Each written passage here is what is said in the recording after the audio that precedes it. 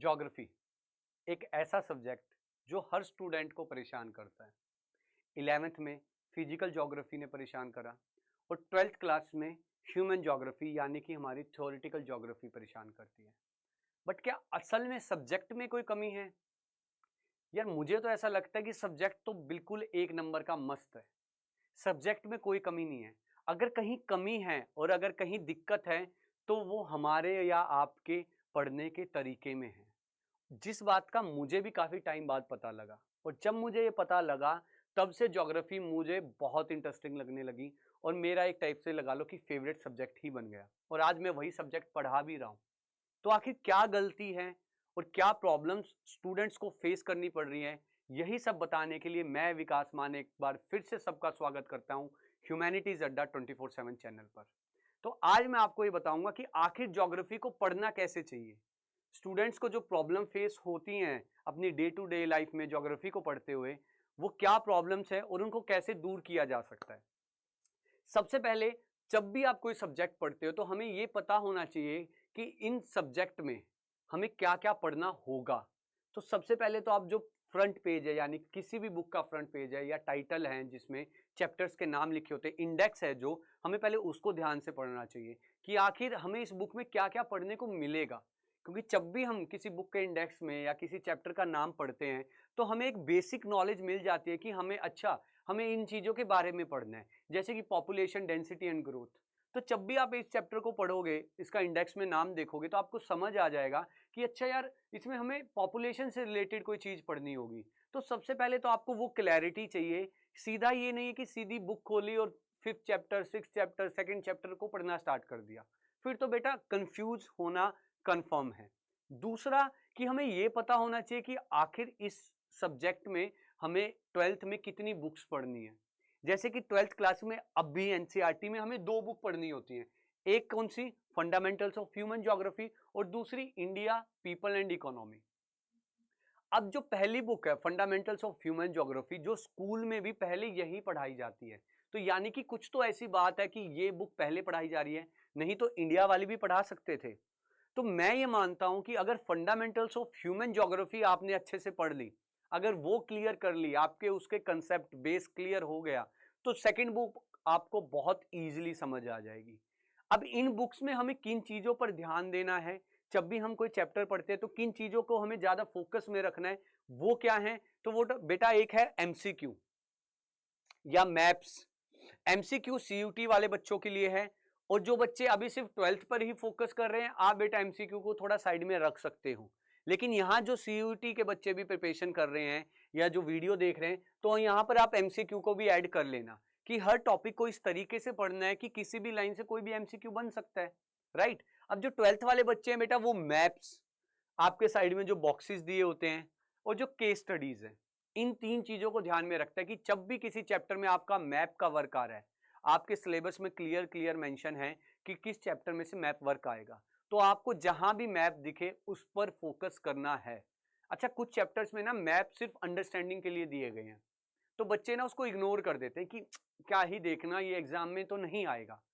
बेटा वो बहुत मतलब रखता है, उससे आपकी अंडरस्टैंडिंग बढ़ती है, उस टॉपिक की क्लैरिटी आपकी बढ़ती है, तो मैथ्स को जरूर ध्यान में देना है। अच्छा, दूसरे नंबर पे बॉक्सेस, जो साइड में बॉक्सेस दिए होते हैं, उसको इग्नोर कर देते हो आप। और मैं नहीं, मतलब हर टीचर आपको ये बात बोलता है कि बॉक्सेस पर ध्यान दो बेटा, ध्यान दो। तो आप पुराने सैंपल पेपर उठाकर देख लो, इस साल भी जो सैंपल पेपर आया है एनसीईआरटी का, वो उठाकर देख लो, उसमें से भी बॉक्सेस में से एमसीक्यू पूछे गए हैं। तो उसको थोड़ा ध्यान दो, उन चीजों पर, टॉपिक्स पर भी दो, पर जो बॉक्सेज है उन पर ध्यान दो। और तीसरा है केस स्टडीज। जिस भी चैप्टर में केस स्टडी है, केस स्टडी पढ़ो, अच्छे से पढ़ो। कुछ ज्यादा टफ नहीं है, वो एक पैसेज, एक कहानी दे रखी है या आपको एक पैसेज दिया हुआ है, उसको बस एक बार पढ़ लो, याद करने की जरूरत नहीं है, बट अंडरस्टैंडिंग आपकी उसकी होनी चाहिए कि आखिर इस केस स्टडी में क्या बोला जा रहा है। राइट। फिर बात करते हैं कुछ ऐसे स्टेप्स जो मैं मानता हूं कि मैंडेटरी है, मतलब वो तो करने ही करने पड़ेंगे, उसके अलावा आपके पास कोई ऑप्शन नहीं है। बच्चे कई बार मुझसे पूछते हैं कि सर इसके अलावा कुछ कर सकते हैं, कोई और तरीका है? मैं उनको डायरेक्ट मना कर देता हूं कि नहीं भाई, करना होगा तो यही करना होगा। अगर ज्योग्राफी पढ़नी है और अगर अच्छी तरीके से ज्योग्राफी पढ़नी है, मतलब कि बिल्कुल हीरो बनना है ज्योग्राफी में, तो ये 5 स्टेप्स तो भाई कवर करने पड़ेंगे। क्या? एक तो पहला एनसीईआरटी पढ़नी है line by line. Line by line का मतलब है बिल्कुल line by line, word by word. ये नहीं कि यार ये टॉपिक तो मुझे आता है, चलो छोड़ो इस पैराग्राफ को, नहीं चलेगा काम। उसी टॉपिक में से, उसी पैराग्राफ में से एमसीक्यू या क्वेश्चन आ जाएगा जो एग्जाम में आपको परेशान करेगा। तो लाइन बाय लाइन पहले एनसीईआरटी को पढ़ो, एक बार पढ़ो, 2 बार पढ़ो, अगर 2 बार पढ़ चुके 3 बार पढ़ो। हर बार जब आप एनसीईआरटी को कवर करोगे कुछ नई चीज आपको पता लगेगी, ये मेरी गारंटी है। दूसरा कि जब भी हम कोई चैप्टर पढ़ रहे होते हैं तो उसमें कुछ वर्ड्स होते हैं, की वर्ड्स होते हैं, और वो हमें खुद भी समझ आ जाते हैं कि हाँ यार ये वर्ड थोड़ा अलग लग रहा है, उसको मार्क करो, अंडरलाइन करो। डेफिनेशंस हैं, डेफिनेशंस को हाईलाइट करो।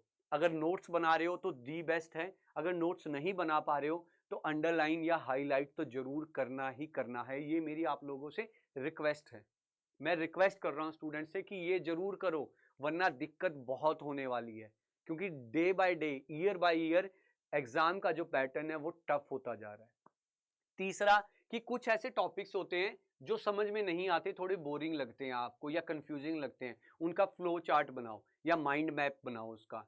अच्छा ये मत करना कि इंटरनेट से कोई माइंड मैप उठा लिया, फ्लो चार्ट उठा लिया और उसको याद करने लग गए। फ्लो चार्ट और माइंड मैप्स का मतलब ही ये होता है कि अपने अकॉर्डिंग, आपकी समझ के मुताबिक आप उसको एक फ्रेम दो, आप उसको अपने अकॉर्डिंग एक बॉक्स में सेट करो अपने वर्ड्स में। तो अपने हाथ से माइंड मैप बनाना, किसी का कॉपी किया हुआ मत पढ़ना। चाहे मैं भी अगर आपको कोई माइंड मैप दे रहा हूं तो उससे आप थोड़ा सा सीख सकते हो कि अच्छा ऐसे बनाया जाता है, ये चीजें लिखी जाती हैं, लेकिन लिखना अपने हाथ से अपने ही स्टाइल में। ठीक है? अच्छा लास्ट पॉइंट मेरा सबसे बढ़िया है, फोर्थ पॉइंट तो मैं खुद आज भी अपने ऊपर अप्लाई करता हूं ये चीजें, कि जब भी मैं कोई टॉपिक कवर करता हूं या जब भी मैं कोई नई बुक पढ़ रहा होता हूं तो मैं क्या करता हूं, उसको अपनी भाषा में ट्रांसलेट कर लेता हूं, अपनी स्टोरी लाइन अप दे देता हूं, अपने अकॉर्डिंग उसको मैं सेट कर लेता हूं अपनी लाइफ में। ठीक है? तो जब भी आप कोई टॉपिक पढ़ रहे हो, पॉपुलेशन का पढ़ रहे हो, डेंसिटी ग्रोथ का पढ़ रहे हो, प्राइमरी एक्टिविटीज पढ़ रहे हो, सेकेंडरी एक्टिविटीज पढ़ रहे हो, तो उसको एक बार अपनी लैंग्वेज में उसको इमेजिन करो। या फिर आप क्या कर सकते हो कि आपने सोच लिया, समझ लिया, आपका कोई ऐसा फ्रेंड है जिसको वो टॉपिक नहीं आ रहा है या जिसको आता भी है, वो उसको भी पकड़ लो, उसको अपनी लैंग्वेज में वो टॉपिक समझा दो। हिंदी इंग्लिश जैसा दिल करे वैसा समझाओ, इंग्लिश में दिल करे इंग्लिश में समझा दो, बट समझाओ। कि आपके माइंड में कितनी क्लैरिटी है उस टॉपिक से रिलेटेड, वो आपको तब पता लगेगी। अगर सामने वाले बंदे ने कहा कि यार हाँ बिल्कुल सही बोला है, तो मतलब कि आपका वो टॉपिक क्लियर है और वो आप कभी नहीं भूलोगे, इस बात की गारंटी। अगर अपनी लैंग्वेज में है, अगर बुक की नॉलेज, अगर बिल्कुल बुक की लाइन बाय लाइन रट्टा करने लगे, रट्टाफिकेशन चली, तो नहीं हो पाएगा, हो ही नहीं सकता, इस बात की गारंटी है। मैं खुद करके देख चुका हूं, हार मान गया था, नहीं हुआ था। फिर मुझे भी मेरे किसी टीचर ने ये सारी चीजें बताई थी जो आज मैं आपको बता रहा हूँ, यही सेम चीजें मुझे बताई थी और यही सेम चीजें मैं आपको बता रहा हूँ। और आपका भी 100% गारंटी है कि इसका फायदा जरूर होगा। तो अपनी लैंग्वेज में आंसर्स को बनाना सीखो, फिर चाहे एग्जाम में 3 नंबर का क्वेश्चन आए, 5 नंबर का आए, 10 नंबर का आ जाए, आप कोई भी आंसर, कोई भी टॉपिक क्लियर कर सकते हो। लेकिन अपनी लैंग्वेज में पहले उसको सीखो, बनाओ, समझो अपनी लैंग्वेज में। बुक ने क्या बोला वो समझ गए, फिर खुद उसको ट्रांसलेट करो, अपने दिमाग में रिपीट करो, माइंड में रिपीट करो कि अच्छा ये सब था, ऐसे ऐसे था, इसके बाद ये हुआ, राइट? तो फिर क्या होगा, एक पूरा सेटअप हो जाएगा आपके, आपकी मेमोरी में, आपके माइंड में 2 मेमोरी बन जाएगी। एक मेमोरी वो जो आपने बुक से पढ़ी और एक दूसरी मेमोरी वो जो आपने खुद क्रिएट करी उस नॉलेज को उठाकर, उससे इन्फ्लुएंस होकर। तो सेकंड मेमोरी जो आप खुद क्रिएट करोगे वो लंबे टाइम तक आपके माइंड में रहेगी। ठीक है? फिर आता है उसके बाद कि हर चैप्टर को डिवाइड कर लो, पहला चैप्टर पढ़ रहे हो, दूसरा चैप्टर पढ़ रहे हो, उस चैप्टर के अलग अलग टॉपिक है। जैसे मूवी होती है ना, कि मूवी में इंटरवल से पहले ये लव स्टोरी चली, इंटरवल के बाद लड़ाई धमाका चला और लास्ट में एंडिंग हो गई। तो क्या करते हैं, डिवाइड कर लेते हैं ना, मूवी के पोर्शंस को हम डिवाइड करते हैं, ऐसे ही चैप्टर को भी डिवाइड कर लो। क्या करो, कंसेप्ट और थ्योरी है वो एक तरफ रख लो, कि इस चैप्टर में कंसेप्ट और थ्योरीज है, हम वो लिख लेते हैं। फिर दूसरा केस स्टडी है, केस स्टडी को अलग रखो। मैप्स और डाटा है उसको अलग रखो। और जितने भी टॉपिक्स हैं आपके, जितने भी ज्योग्राफी में टॉपिक हैं, उनको अपनी रियल लाइफ से रिलेट करना स्टार्ट कर दो बेटा, आज अभी से ही। जब आप मेरी वीडियो देख रहे हो उसी टाइम टॉपिक्स को रिलेट करना स्टार्ट करो। जैसे ही आप रिलेट करना स्टार्ट करोगे, कई बार क्या होता है कि हम पॉइंट्स या कैरेक्टरिस्टिक्स या फीचर्स, फैक्टर्स भूल जाते हैं, क्योंकि 4 5 6 होते हैं हर चीज के फैक्टर्स, फीचर्स। तो क्या होता है हम भूल जाते हैं, लेकिन जैसे ही आप रियल लाइफ से कनेक्ट करने लगोगे ना, वो अपने आप ऑटोमेटिकली याद आने लग जाएंगे जो आपने पढ़े थे। पॉपुलेशन का चैप्टर पढ़ रहे हो तो आप जिस शहर में हो वहां की पॉपुलेशन उठा लो कि आखिर मेरे शहर में पॉपुलेशन कम या ज्यादा क्यों है। जैसे आप क्यों करने लगोगे, आपको चारों तरफ क्या है, आपके आंसर्स दिखाई देने लगेंगे। अच्छा, यहाँ पर हिल्स हैं इस वजह से, अच्छा यहाँ पर पानी की कमी लग रही है, मुझे भी पानी कम मिलता है तो इसी वजह से लोग नहीं रहना चाहेंगे, राइट। तो ये सारी चीजें रिलेट करो। ज्योग्राफी एक ऐसा सब्जेक्ट है जो रियल लाइफ से कनेक्ट करना ही पड़ेगा, तभी इसमें कुछ कर पाओगे। अगर चार दीवारों के अंदर बैठकर पढ़ रहे हो और वहीं तक आपकी इमेजिनेशन अगर वहीं तक लिमिटेड है तो नहीं होगा, बिल्कुल भी नहीं। मैथ नहीं है कि कॉपी में सॉल्व करना पड़ेगा, आपको कॉपी में इक्वेशन दे दी और वो इक्वेशन सॉल्व करनी पड़ेगी। मैथ नहीं है, ये ज्योग्राफी है, नाम ही ज्योग्राफी है, यानी कि अर्थ की स्टडी। तो अर्थ की स्टडी कब करोगे ना, जब आप इमेजिन कर पाओगे, अर्थ को बाहर देखोगे। बुक में थोड़ी ना अर्थ आपको मिल रही है देखने को। तो जितना हो सके हर टॉपिक को क्या करो, रिलेट करो, राइट। आगे क्या है कि focus on high value topics.